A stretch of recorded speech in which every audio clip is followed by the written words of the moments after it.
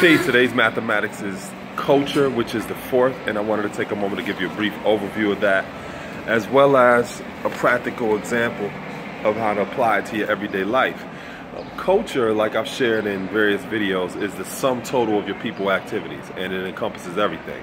Your diet, your style of dress, your language, how you define gender roles, family dynamics. Every aspect of your people activities is your culture or your way of life. Now, the question is, where do you get those people activities from? And oftentimes with original people who have gone through the Mayafa, or who have gone through the African Holocaust, or any people who have been colonized, it's oftentimes questionable where they get, or where we get those practices from. Because a lot of times some of those practices aren't as classical or ancient or indigenous as they should be. They're usually just the customs and the traditions of the colonialists or the foreign invaders who came in contact with us. Now, here's the thing. Sometimes you may see a scenario where the people that come amongst you bring a sense of culture or customs that are better than what you may have been practicing. Other times, they may not be as good as the things that you've been practicing. But if you're not referencing those perspectives, or you're not weighing those customs equally against each other, then you won't really know which one is more appropriate than the other. And that is oftentimes the scenario with people who have come from places that have been colonized, or they've gone through oppression in various different ways. They may not have the sense to assess the real difference between what is appropriate and what is inappropriate. So culture, being the sum total of your people activities, is also the composite of your principles and your values. So if you're engaging a person, or if you're even assessing yourself, what we define as personality is really just principles and values. Every time you see a person and you watch what they do or how they live, and you define that as their way of life, what you're really assessing is their principles and what is important to them, their values. So principles, like I've shared on various different occasions, is your modus operandi, how you see things function or work, because a principle is the essence or the source upon which things were founded, or that person's truth. So for example, if you're talking to a person and they got $20 in their pocket and you don't really know that, and you offer them something and say, well, here, you know, I don't know if you have anything, and they just say, oh, okay, thank you.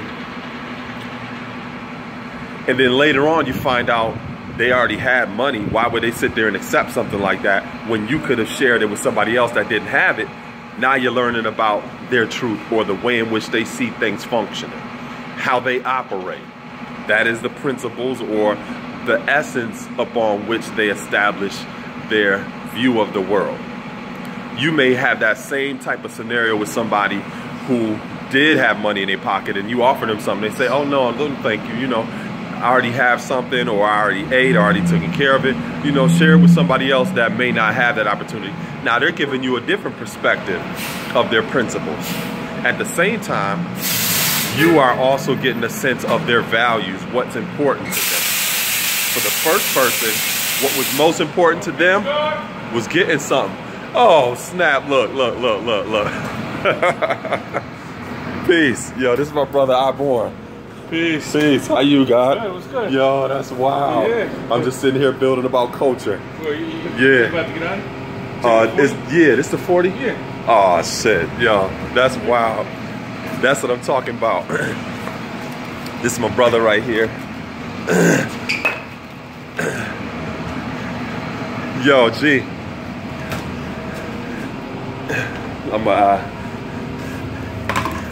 Yo, God. Tell me briefly how you see culture briefly. I see culture as the way that I live my life. You know what I mean? Family, my work.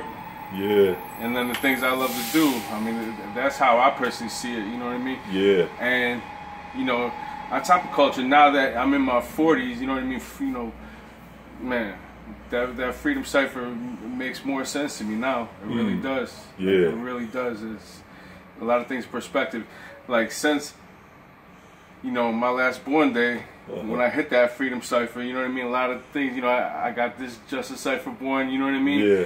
I got a new daughter. You know what I mean. Yeah. So many things have just flourished. So yeah, that's peace. Yeah, it really that's is. Peace. Yo, and that's the way the math work.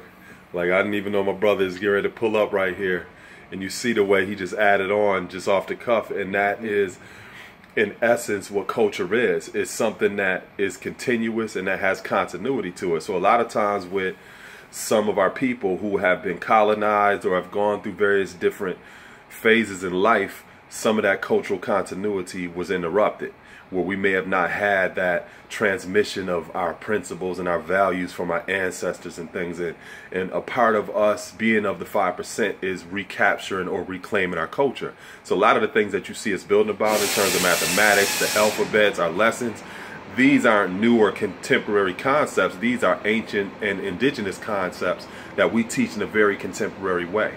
So this was inspiring, it was empowering, it was educational, and that's what culture is about. Peace.